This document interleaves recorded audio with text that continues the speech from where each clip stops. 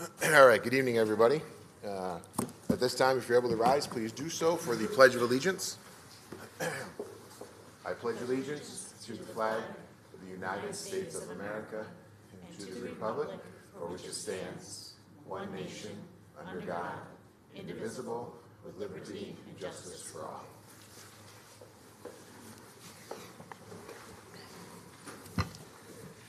All right, at this time, we will open up the first hearing and privilege of the floor for 30 minutes.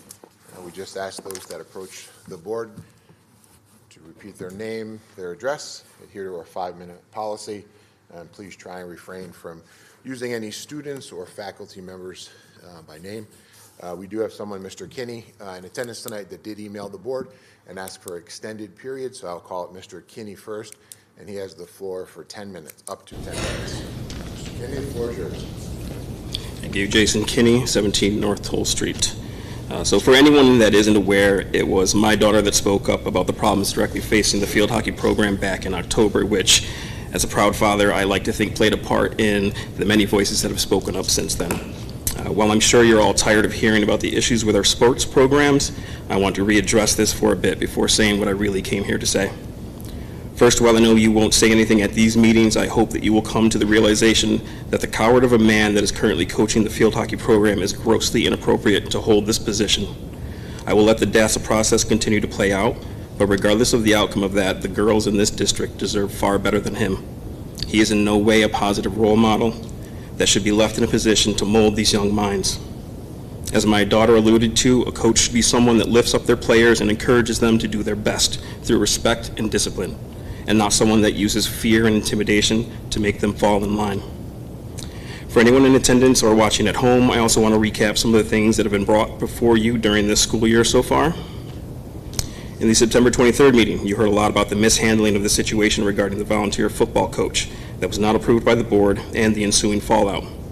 You also heard a lot about the frustrations with the AP policy and process and lack of transparency thereof. Most notably, one of our residents eerily predicted how the reverse of the situation with the volunteer coach could happen because of the lack of transparency and communication, wherein multiple parents and students could have an issue with a coach, but it'd be brushed aside because one didn't see a problem. Exactly what happened with the multiple complaints against the field hockey coach and how that was all attempted to be swept under the rug. I also know from firsthand that the district was given an opportunity to make the entire APP process publicly posted in conjunction with the nursing department, but this was dismissed as an unnecessary added responsibility. On October 7th, you were made aware of how there were instances of employment vacancies not being posted for internal staff prior to being released to the general public, as is supposed to be district policy.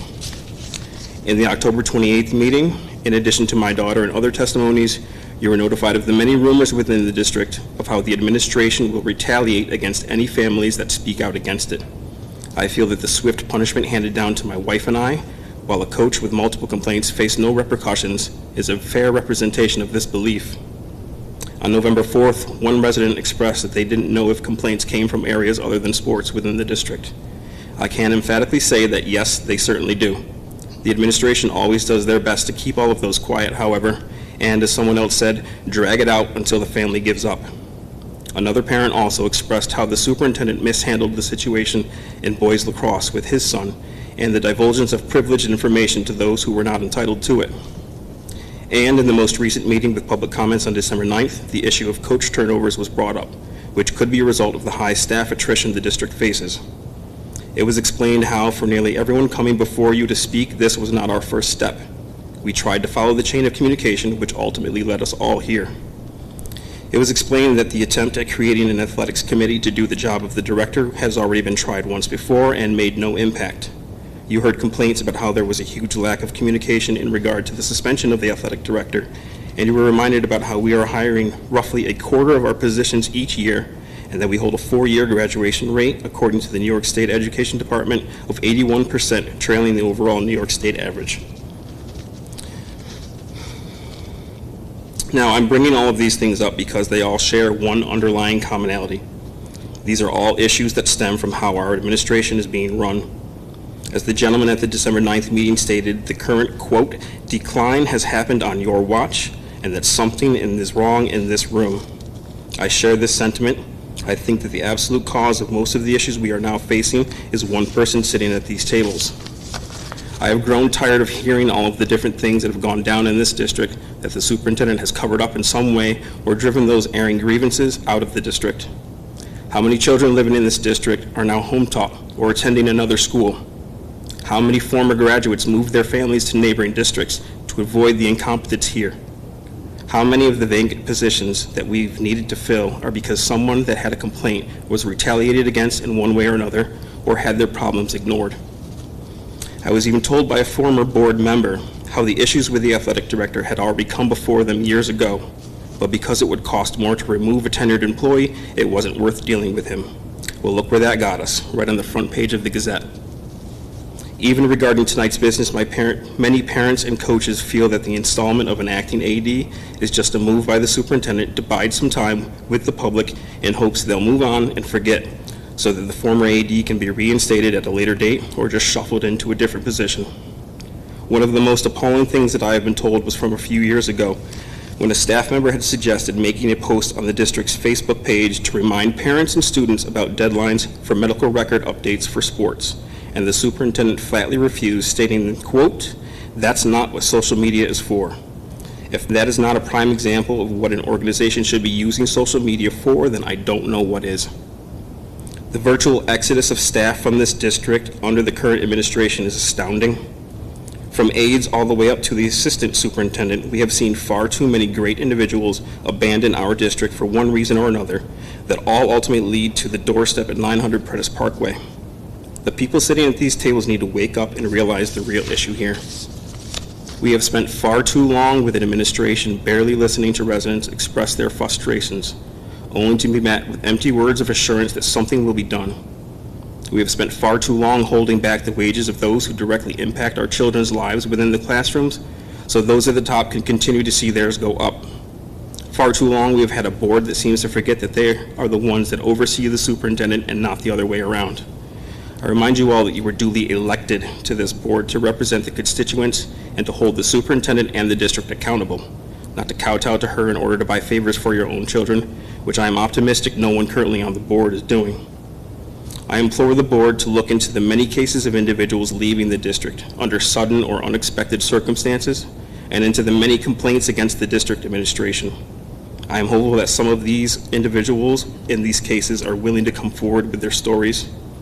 Perform an inquiry into these complaints that have resulted in zero actions taken against those that they were made against, and why the superintendent seems to always be the final say on whom should be punished and how, with no apparent oversight.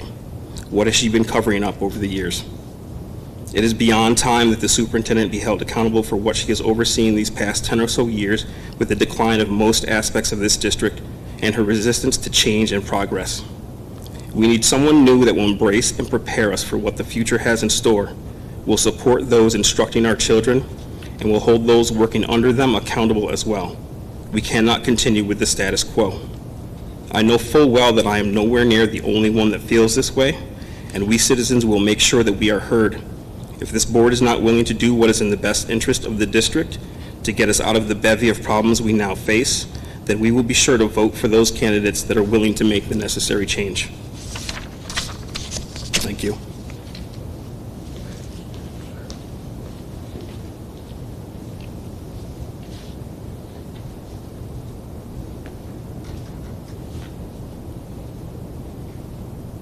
Anyone else that would wish to address the board at this time, we'll close the first hearing privilege of the floor. Remind everybody that we will have a second one at the end of our meeting. And at this time, we will turn it over to Megan Johnson.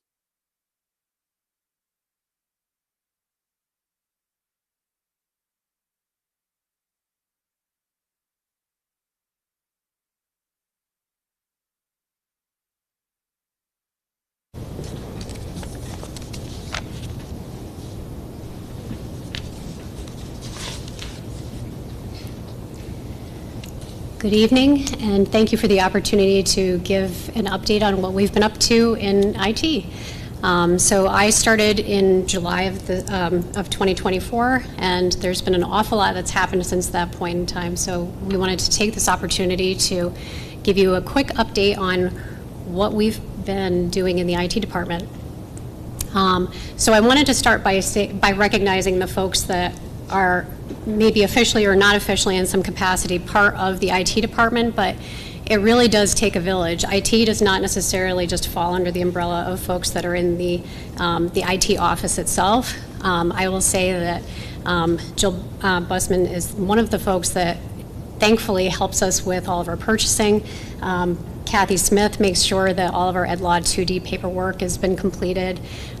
We have lots of people that are circling around us and making sure that we are supported in any way that we possibly might need that support. We have 3 dedicated technicians that are in the IT office, one of which happens to be a Tartan graduate, which is a nice boon for us. We have 6 educational technology specialists, and we are starting 2 student-run help desks, which will also be a feather in the cap to the IT department and to our middle school and high school, and then myself. But it really does take a village for all of us to put our hands in the middle of the circle and make things happen. So when I started constructing this slide, it actually slid right off the page after I was done trying to account for all of the things that we oversee in the IT department. But what I wanted to point out is just visually, everything from the middle of this page all the way over to the right, these are all things in blue that are end user visible. So I would consider these to be things that we would see immediately in our classroom. Everything that's over to the left of this in red are things that are happening behind the scenes. And I thought this was pretty striking after I put together all of the things that we do in IT, because only about 50% of the things that we do are actually seen.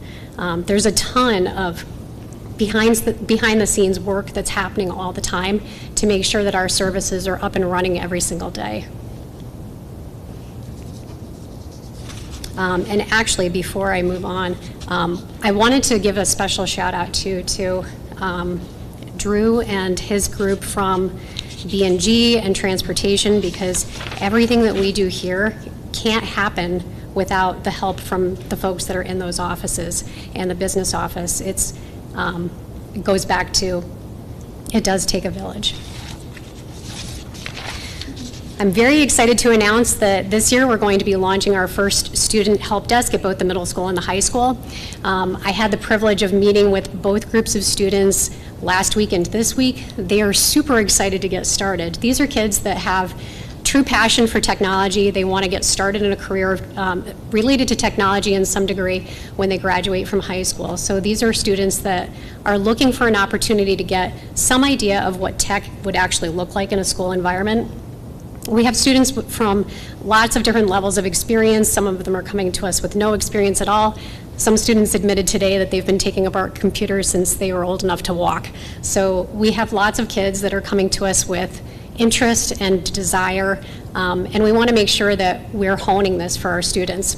So Bob and Pete have graciously set up spaces in their buildings so that students can run this almost like it's a shop. Students will come in with their Chromebooks and they can get service. If they need a loaner, they can get it from this location too. We'll train our students how to take apart Chromebooks, how to clean, repair, but we're also going to try to hone in on any special projects that these kids want to work on. So this will happen during the day, but it can be website design, it can be 3D printing of the parts that we need for Chromebooks. It can be app development. We have a lot of kids that are interested in coding, and this is a place where we can start plugging in some of those skills. Again, I'm so excited to work with these kids. They're so delightful, and they're so sweet, and they just want to get their hands into working with computers and working with each other. So that will launch next week. I'm excited to announce that next year we're going to be launching a new student information system. So I'm sure that everybody's been hearing about student information systems a lot lately in the news.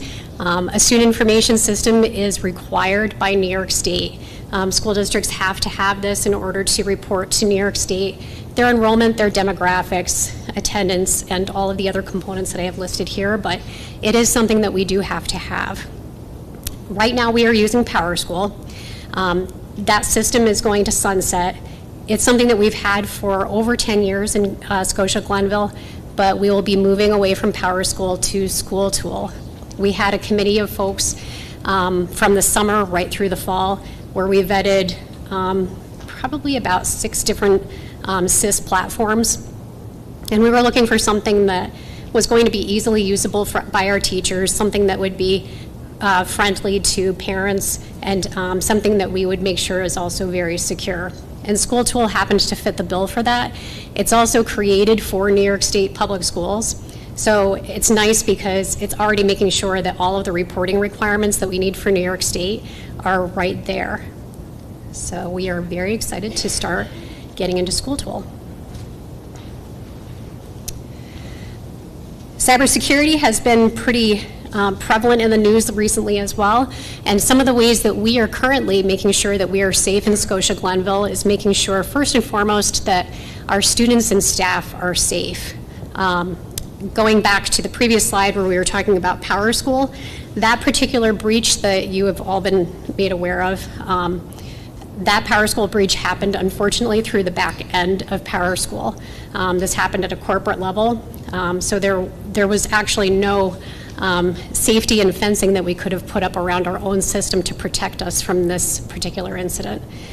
So that person came in through a back door, so to speak.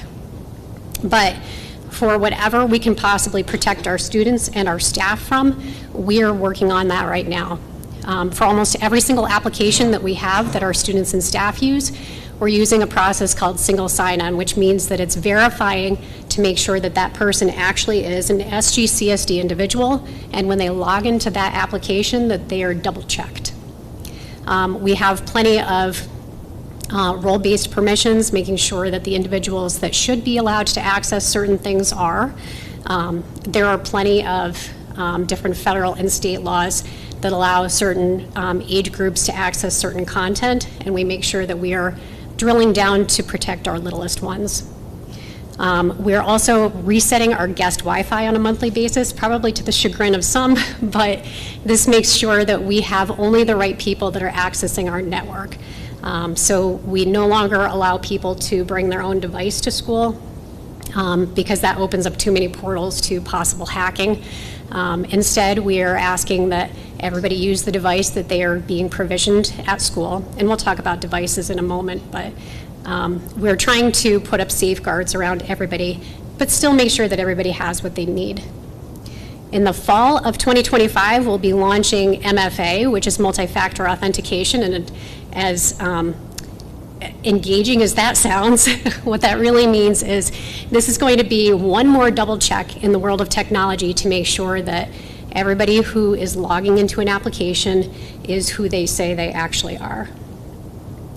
Under our network and data security section, another component that we'll be rolling out in 2025 will be a new encryption program that we're going to use for our Wi-Fi system. Currently, right now, everybody at Scotia-Glenville goes into one bucket for their Wi-Fi, and starting next year, we're going to segment so that our staff are going to be filtered in a different way than our students are. So we can really hone in on what we need to filter our students for to make sure that they're not able to get to even ads that might be inappropriate. So it will allow for a greater degree of granularity.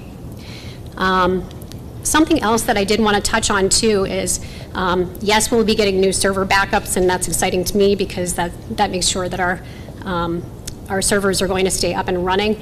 But I did want to mention ClassLink. So this is an application program that we use in Scotia before we send any data out to our vendors. So like in the middle school and in some of our elementary buildings, we use iReady. We have lots of different applications that we use district-wide.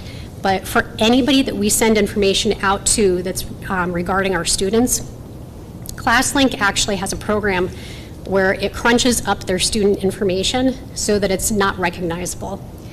You would need like the special decoder ring from the cereal box in order to be able to figure anything out. But all kidding aside, you can't backtrack that identity. So our students are very safeguarded. That information is secured and made sure that anything that is going out to a vendor is completely anonymized. And then as far as monitoring, blocking, and filtering, we have a whole suite of different products that we're using to make sure that our students are safe, that they're not able to get out to information that they're not supposed to be able to access, that we don't have folks that are able to get in to our students. And then we also have content filtering too, so that our students are able to get to certain programs, but perhaps not to others.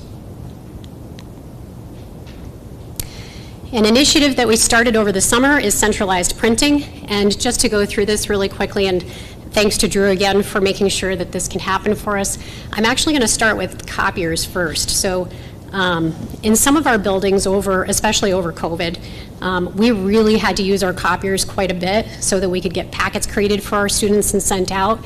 In fact, that amount of copying that we were doing was probably putting an awful lot of wear and tear on those machines. We're seeing that now in 2024, 2025, and these copiers are not only showing end-of-life signs, but they're grinding to a halt in some cases. So Drew helped us make sure that we can get new copiers in all of our buildings, and we're hoping to have that installation done in February, maybe March of this year. So that's exciting. We also have new printers that have been deployed to all of our buildings, and again, while that may not sound super exciting, what's going to overlay with those printers and copiers is exciting.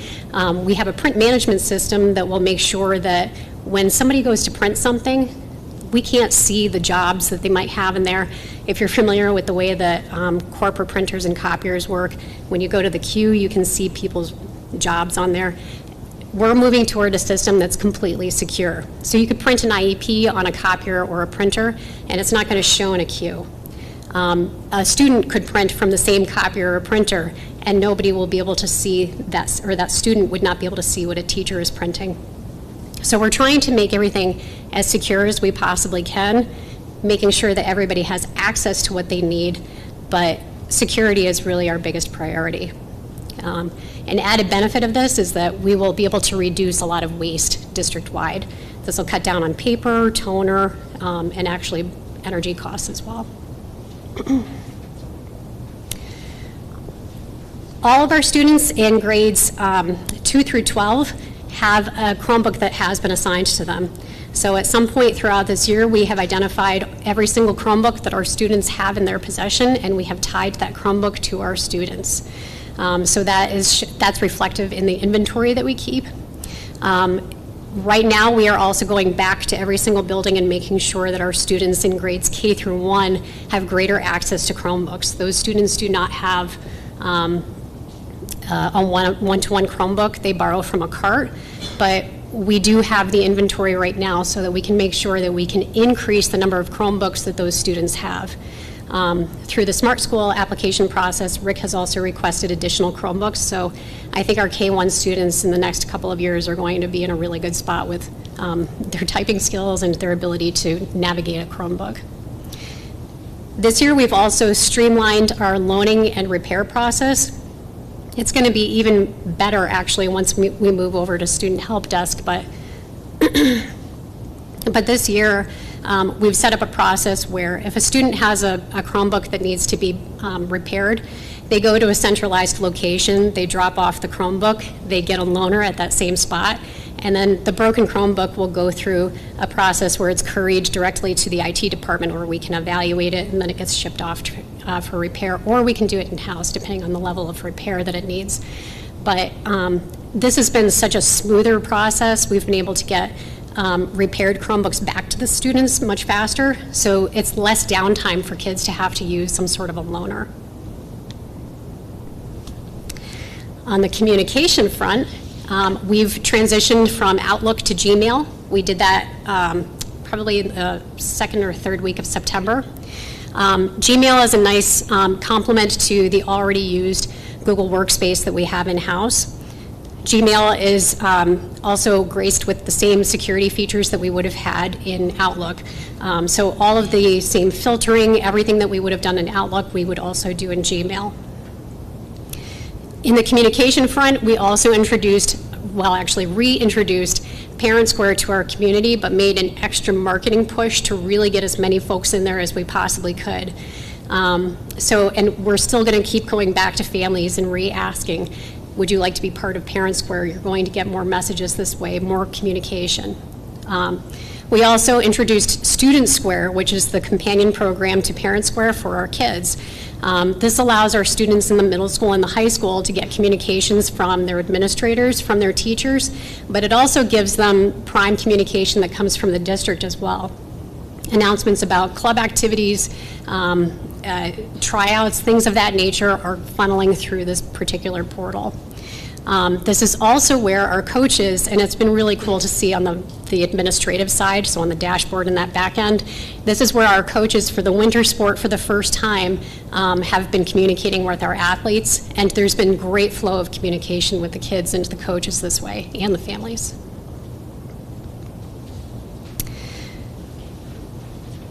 In terms of workflow, we've been working really hard to automate as much as we possibly can. So some of the process is a little bit tedious, and we're not quite there yet on every single component that we want to achieve, but we're getting a little bit closer. The component that we are pretty solid on right now is automated student onboarding. So this means as soon as a kid comes to Scotia-Glenville, within 24 hours of being activated in Power School, and next year it will be School Tool, that student will have access to every single application that they should have access to digitally. They will be issued a Chromebook, and that student will have access to anything else that they might need in Power School. They'll be issued an email address if they are a student in the middle school or the high school. So everything is flowing to make sure that when you're onboarded here as a Scotia-Glenville student, you're basically coming into a welcome package to make sure that you have everything that you need right off the rip.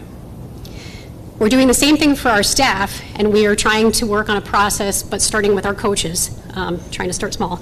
But starting with our coaches, we are working on a workflow where as soon as someone is board approved, we take them through the HR process essentially. So we make sure that that person is going through the same steps that one of our staff members would go through in the HR process.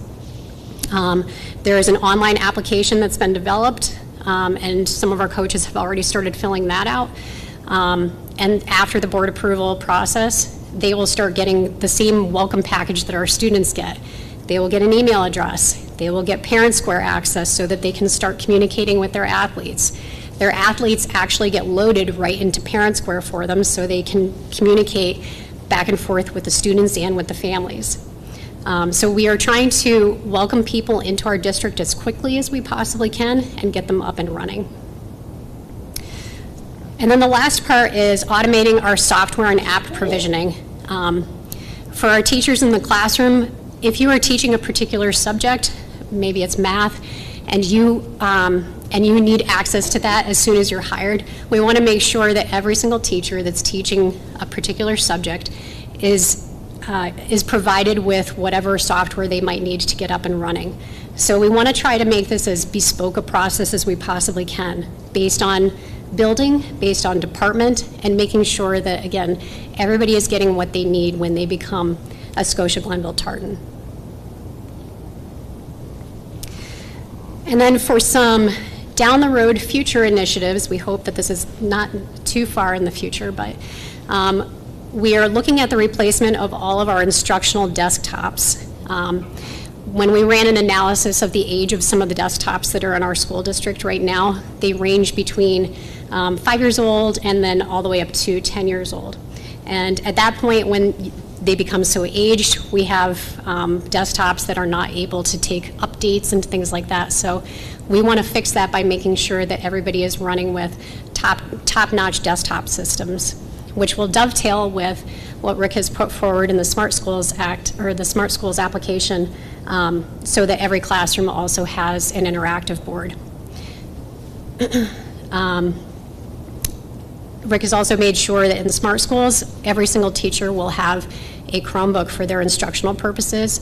We're working on a model for those classrooms to make sure that Chromebooks, new desktops, and those interactive boards are all able to talk to each other in a seamless application in that classroom.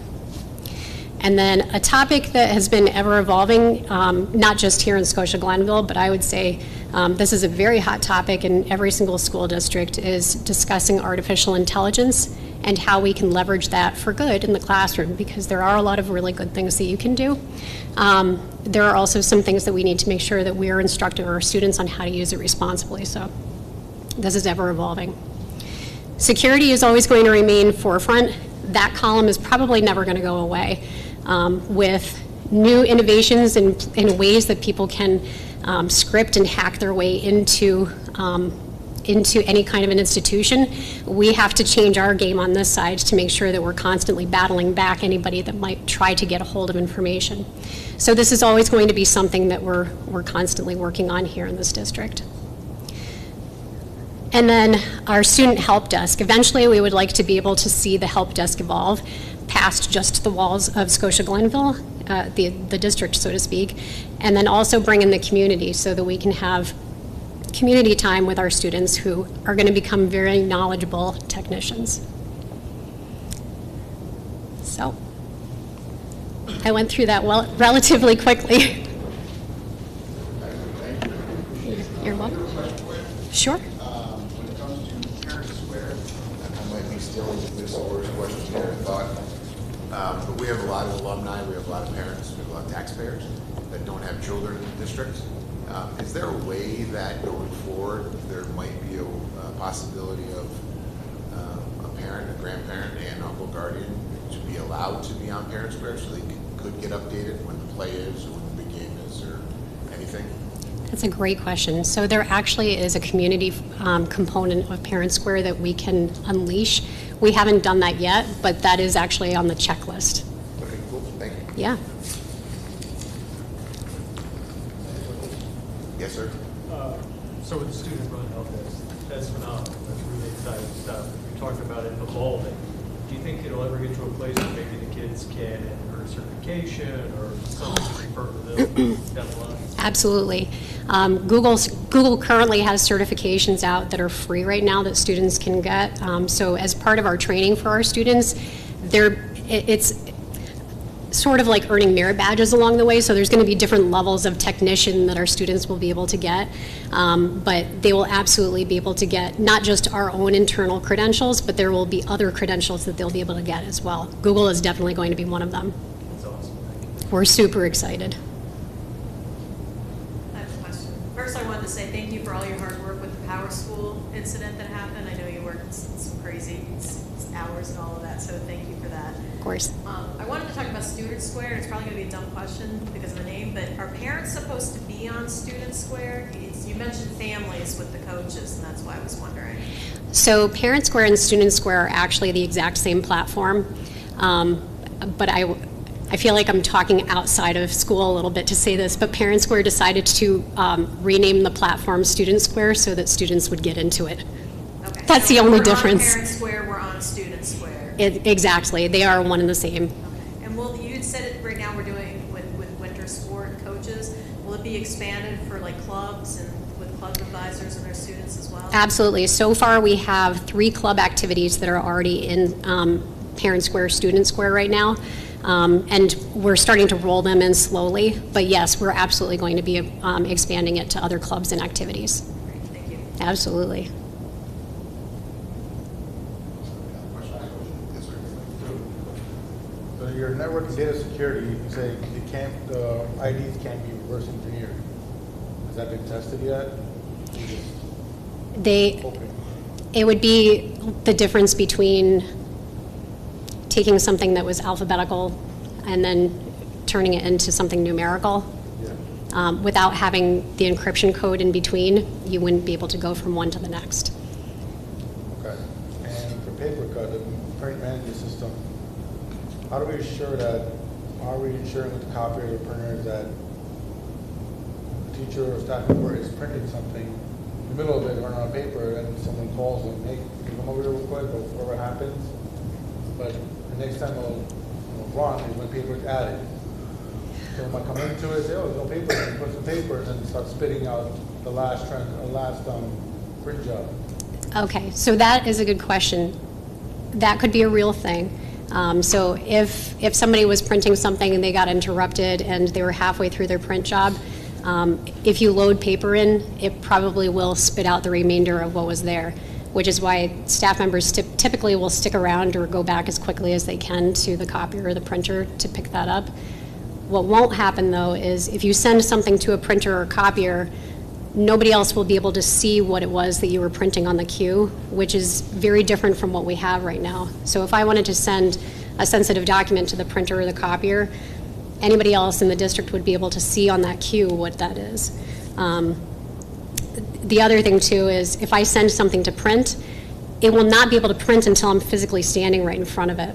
So we have some printers and copiers in the district right now where as soon as you hit print, it goes down to the print, and you have to get there as quickly as it prints out that job. So this is eliminating jobs that are really sensitive from getting out there. And I would say that our staff are really good at making sure that when their documents are coming out, that they're being very secure with them, but we don't want to leave anything to chance. So, thank you for answering that. Do we have multiple trays for the printers? We do. All right, I know, I'm asking this question because I know my job, I have to use my badge to access the printer, and then I go to my print job and print everything out. So it's kind of similar. It's exactly like that. Okay. So that's what we'll be rolling out when we introduce PaperCut. The badge swipes that we have in Scotia-Glenville actually have the capability of also swiping into our printers and copiers exactly like what you're describing. So it'll be such that they can use either the badge swipe to get into their printer or copier job, or they can use a special 4-digit PIN to be able to get into their job and retrieve what they had.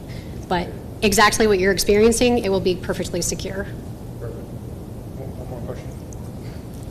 So, touching on what Hal said about parents squared or students squared, alumni or grandparents, maybe we could send a mailer out with QR code, Susan. I'm not sure. We do like I believe summertime we send out the district flyer. So we add a QR code to it, so we can figure out someone can help them scan the QR code, make it more easier for them to log in and get in there, I guess. Yeah, I love the idea. Anybody that we can bring into the fold of our communication, I think it's better to keep folks informed. So far, since the start of the school year, we've gotten, I think it was close to 1,000 additional people in, so that includes moms, dads, and the kids too, obviously, are counted in there as well. So we do have a lot of folks that are moving into the communication platform, but we want to get as many people in as we possibly can. There's good information to share. Last question, I promise. How often are the phone books turned over? And how often are they changed over? I mean? So we like to go on a cycle of every 3 to 5 years. They can actually extend longer than that if they actually need to, but you can run into productivity issues if you go much longer than that. So we're looking at roughly every 3 years, as much as we possibly can. I'm sorry, one last. It's okay. Who wipes the computers before they leave the district? Who's wiping them clean before we send it back to Google, whoever it goes to? Oh, that would be IT. So we go through the process of completely wiping them. I mean, it's to the point where, like, they were magnetized, basically, so everything gets completely erased. It's gone. Thank you. Yeah, Thank you. of course. Sure. To your point, we have PaperCut at the school where I work, and if your print job gets interrupted, it logs you out, and you wouldn't be able to, the next person wouldn't be able to come in and access your print job. It just gets frozen until that person comes back and swipes their badge. I don't know if that's a universal PaperCut thing or if that's something each school implements individually, but that's how I've seen it work other places, and it works well. Yeah, good. I'm glad to hear that. Okay. Anyone else have anything else? Oh, Thank you, Ms. Johnson, appreciate it. Thank you. thank you. All right, at this time, we'll turn the meeting over to Superintendent Swartz for her update. Thank you. So I just want to let the board know that we have been contacted through our architect by the New York State Parks, Recreation, and Historic Preservation group over Buchendall. and at this point has some additional work to be done before we can get approval for our building project.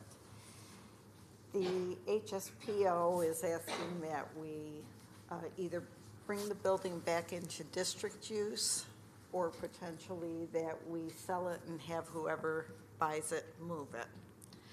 I'm in the process of putting together a letter for the historic preservation folks about the discussion we had here, the PowerPoint that Mr. Atchison did for us about Buke, but at this point we are on pause.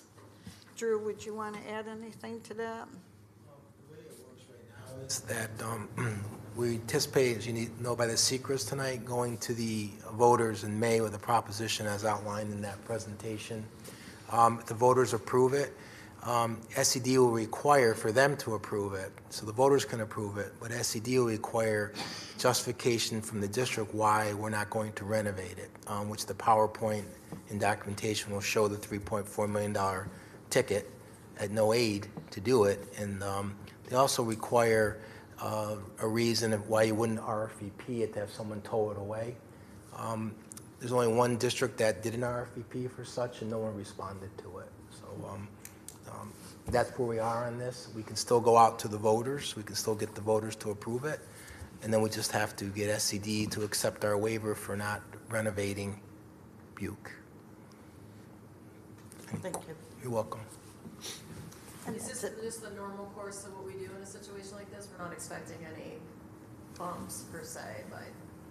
I think when we show them that we have declining enrollment in 6 schools in use right now, that to put Buke into as another school at $3.4 million, I think that's the justification that the board already gave the approval for not putting the $3.4 million in.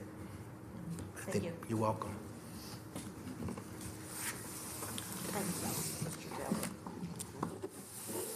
All right, moving on. Our first discussion of the evening on the senior citizen aid exemption. Drew?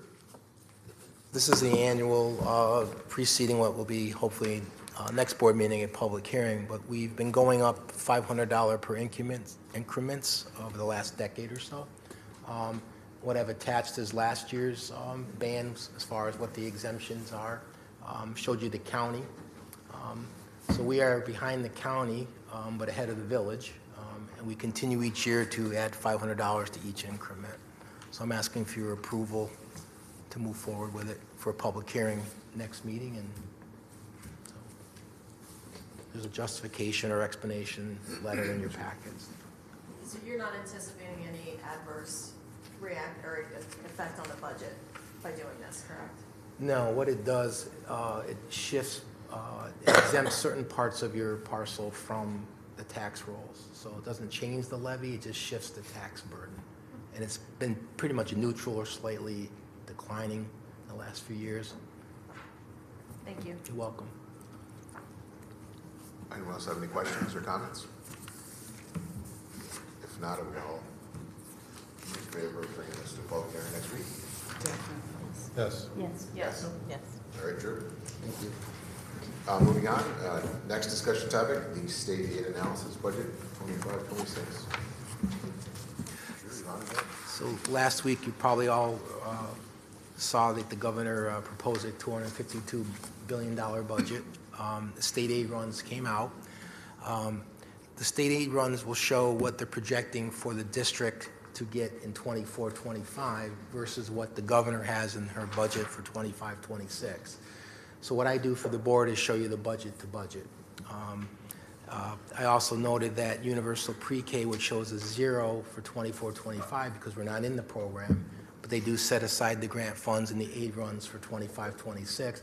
I take them out because at present we don't have a program, and that's a misleading surge in the aid. So if you don't have a program, you don't get the grant money, i.e. aid. So what does that show you? As I've prognosticated over the last year, about a 2% foundation aid increase. It was 2.01. As you know, we're fully funded and we have declining enrollment, so that's why we got the 2%. The other part of the aid are expense-driven aids like BOCES aid, transportation aid, building aid, textbook and instructional materials aid.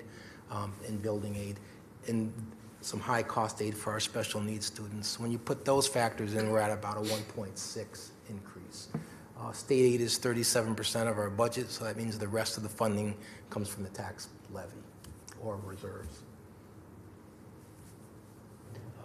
When I come back with the first draft in 2 weeks, I've vetted out some more of the aid as far as the expense driven.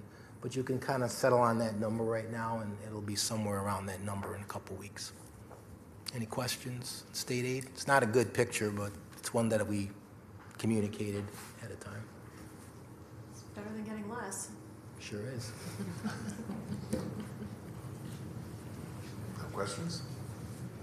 All right, thank you, Drew. You're welcome. Moving on to item number 8, if I get a motion, a second, please, to accept the second fiscal projection for 24-25. I'd like to make a motion to accept the second fiscal projection for 2024-2025. Thank you. A second? I'll second. Thank you. Anyone have any questions or comments? I had a couple questions. One, there was a line, and I know also it's being brought up later on about us funding the nurse for McKeel. Could you just explain why we do that? So it's a requirement under education law that when you have a private parochial school in your district, you have to have it, I think it's Susan, a half-time nurse at the school. So we provide a half-time service to McKeel, which we have kids over there and also services the other students from other districts. We are allowed to bill back the other districts for those health services, which you can see in the revenue projection. We're doing that. But that's the requirement to provide someone there half the day, I believe. That's what I learned from Susan. So. And I just have one other question. When I was looking at it on page 7, it talks about textbooks district-wide at $134,000. With us having Chromebooks, is that, I guess I'll be honest with you, I was a little surprised the number was so high still for textbooks, and I was wondering, is that something we're going to consider maybe lowering, considering we have the Chromebooks now, or is there, I don't want to say, is there a reason that it's at that level? I guess it's. I'll give you the economic reason, and Rick can jump in on the instructional reason. That we're aided per pupil on an antiquated formula by the state, but we get aided per student per a certain amount per student per textbook. So we try to spend up to the aidable amount so we get it. But the textbook has changed from what they used back in my day to, Rick, there's a lot more uses within that classification now than just the old paper book. Yeah, it doesn't have to be just a hardcover textbook. It could be something that we use through the Chromebook that we can use that line for. We still use a lot of paper textbooks. All of our Eureka books for the elementary levels, those are paper workbooks, and it's a significant expense. Thanks. Thanks, Rick.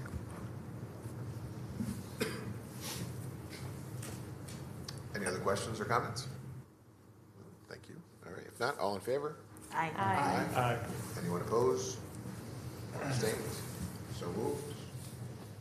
If I get a motion, a second, please, to approve the MOA between Scotia-Glenville School Districts and the Scotia-Glenville Teachers Association and aides. Sorry, I'll make a motion that we approve the memorandum of agreement by and between the Scotia-Glenville Central School District and Scotia-Glenville Teachers Association School Aides and Monitors. Thank you, everyone. Second? Second. Thank you both. Any questions, comments? I have a comment. On the top of page 2 at letter C, it says through 21-26. I just think that needs to be changed to 2026.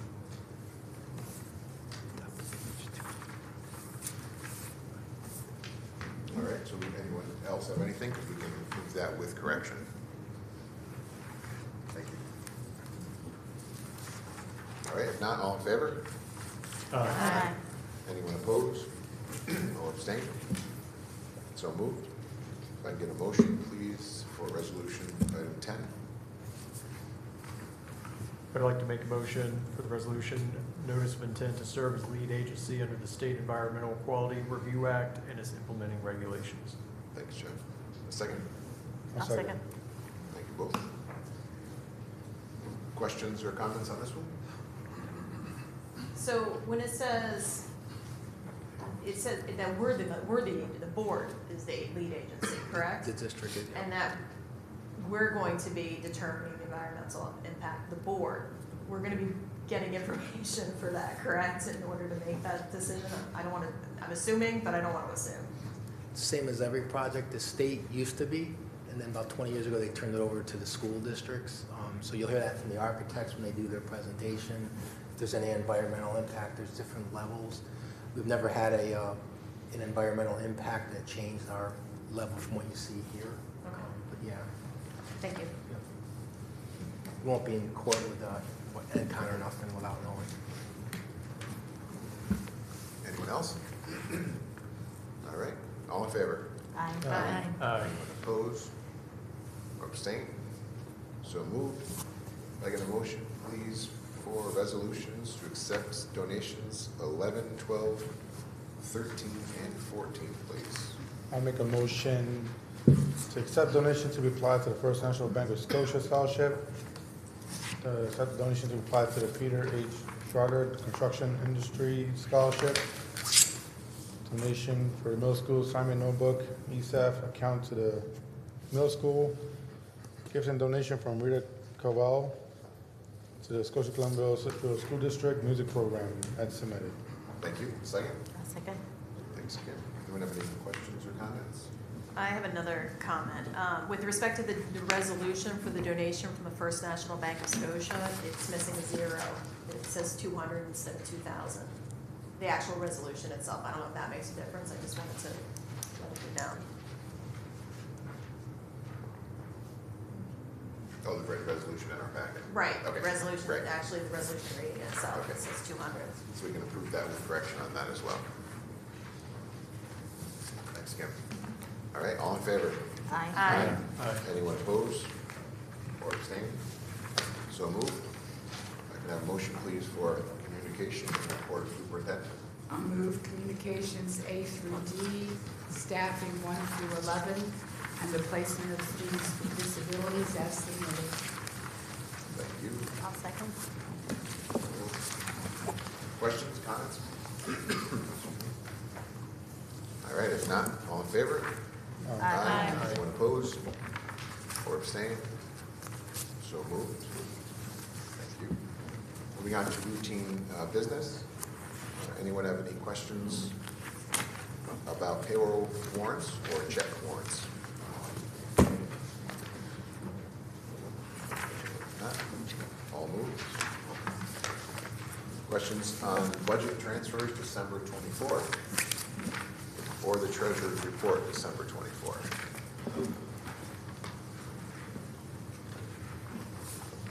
So moved. Moving on to other business. The 2025 budget calendar that we all received. Is there any questions on any of that? As we're approaching budget season, which is every week for a while, which is good. So hopefully we have a lot of participation.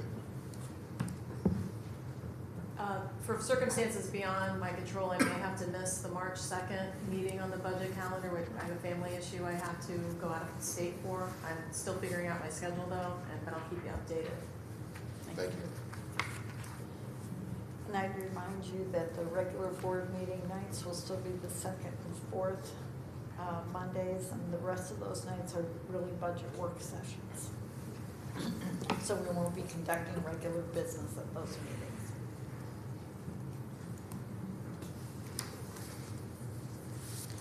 All right, thank you. Anyone have any other business before we move on?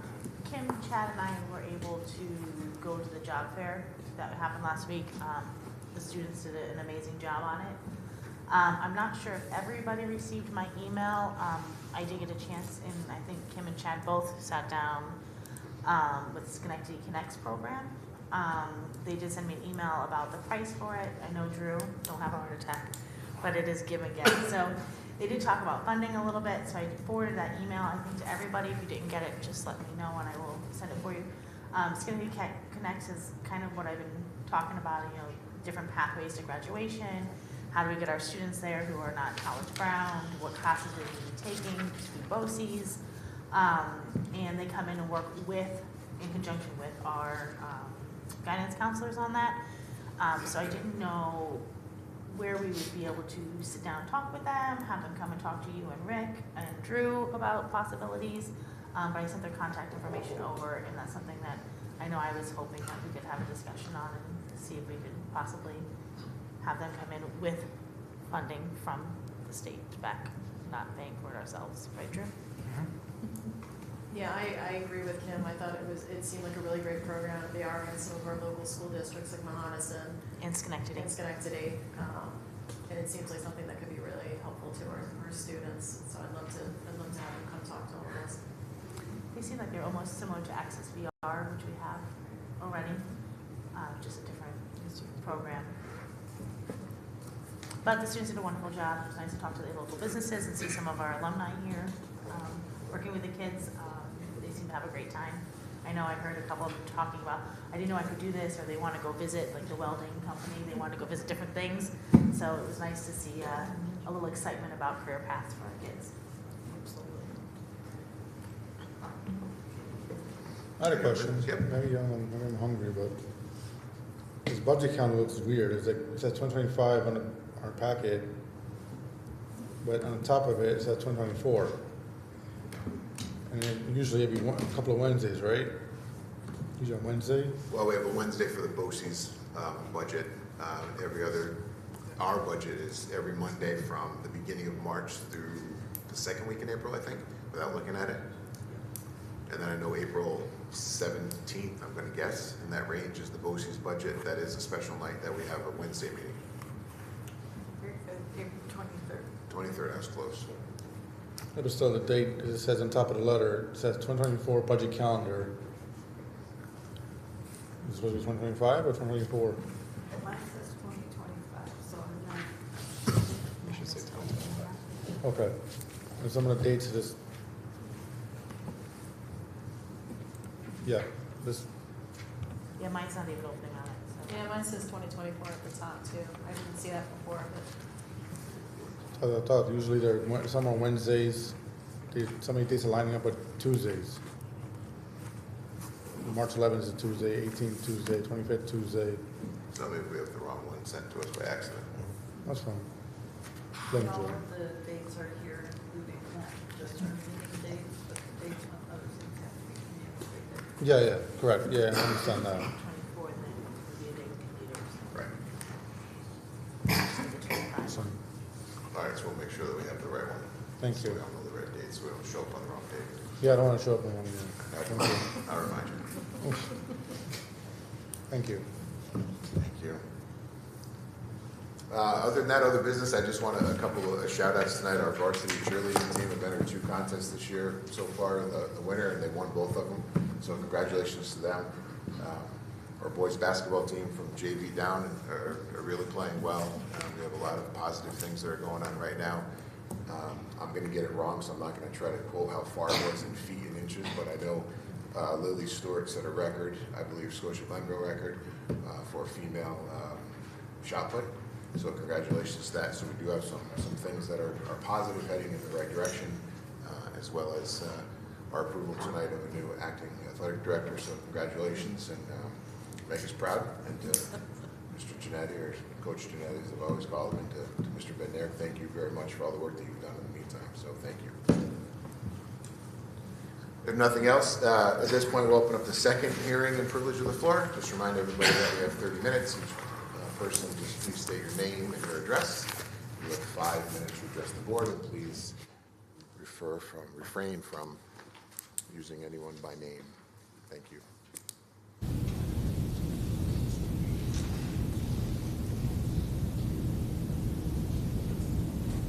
All right, so I'll close the second hearing and privilege of the floor. I will ask the board if anyone finds it necessary to go into an executive session again. It doesn't appear so. If not, then I will take a motion to adjourn. Motion to adjourn. And a second? Thank you. All in favor? Aye. Anyone opposed? Or abstain? All right, thank you, everybody.